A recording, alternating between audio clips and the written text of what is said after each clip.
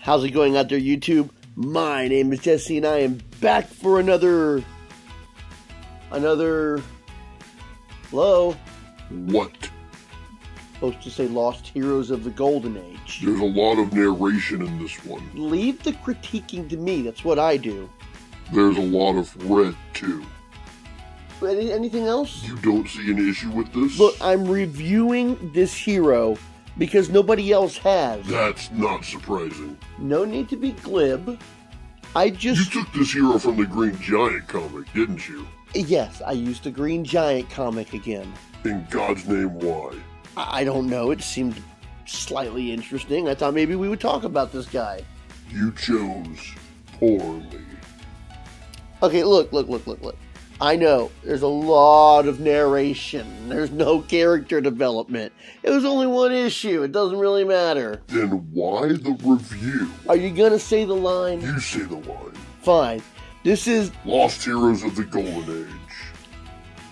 You know, let's get started. Master Mystic, real name, unknown, first appeared in Dream Giant Comics #1, 1940, under Pelican Press. There is no creator cited for this. The Master Mystic only had one appearance, so one villain and absolutely zero character development, which, considering that this comic probably never saw the newsstands, there probably didn't need to be any character development. What the Master Mystic does have is the perfect control of his brain, such to the point where he can defy gravity, allows him to fly. He can create materials from nothing and turn into vapor. He can project his voice for thousands of people at once, and he also has something called liquidating rays, which allows him to melt things just by thinking about it, which is a very handy tool, which means his villains wouldn't last very long. So let's go ahead and review this issue. It's not very long, and then you can see why nobody else has reviewed him. Let's get started with the first and only appearance of the Master Mystic. Okay, we start off with Master Mystic at the splash page and a big block of text.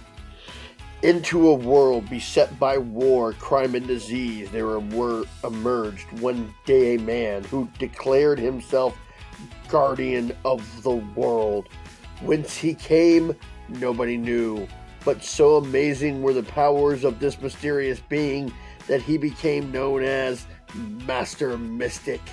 He had developed the utmost degree the principle of mind over matter. By merely thinking, this being could come and go as he pleased. He immunized himself at will against the laws of gravity. Sometimes only his voice was heard, paralyzing all evildoers with fear. Stop where you are. And then we cut to a scientist, where they say that he had a failed plan to conquer Europe. He says that he has succeeded at last with a compound, and I hate it when you have to draw the arrows for storytelling. He says it will transform him into a giant, so he injects himself, and then his body grows massive, and he bursts through the laboratory. He has become an ape-like colossus. I think he has a name. Rango. So now he's Rango the Giant. An orgy of destruction follows as cities fall before Rango's fury. Now, they show him being the size of skyscrapers, and I'm guessing that's his size. He takes to the, it says he crosses the Atlantic, and the water isn't even going up to his knees. And he appears to be going towards the eastern seacoast, and there are people fleeing because they're running for their lives. And then we go over to Master Mystic's tower, which apparently is on the top of the world. He decides that he's finally going to take action with another arrow. I hate it when you have to use arrows in storytelling. You're not telling your story very fluently if you have to direct people where to go. Now, let's see. With the speed of thought, he goes to meet the mad Ringo. And then he speaks to everybody in the cities. Fear not, Ringo will be destroyed. Now, he approaches the giant man, who seems to be a little less giant. Ringo, your career is at an end. And he picks up Master Mystic, who turns into vapor to get out of the grip of Ringo. He summons a missile out of nowhere and fires it at Ringo. Ringo speaks, a mere toy. And then, with no fluidity, he's throwing a boulder at the Master Mystic. Now, it says boulders, and then in the next panel, we can actually see there are a number of boulders which he is having suspended in midair.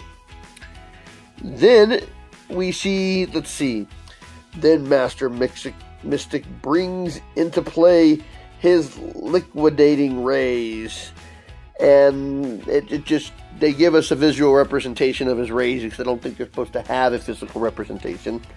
One hits him in the brain. Ringo the Colossus melts, and over here it says, the fight is over. Mind has conquered matter. The Master Mystic flees back to his tower. Beware, evildoers, beware. Oh, that is so cheesy. Okay, and they put what I just love in Golden Age stories, another Master Mystic story next month. And there was no other story.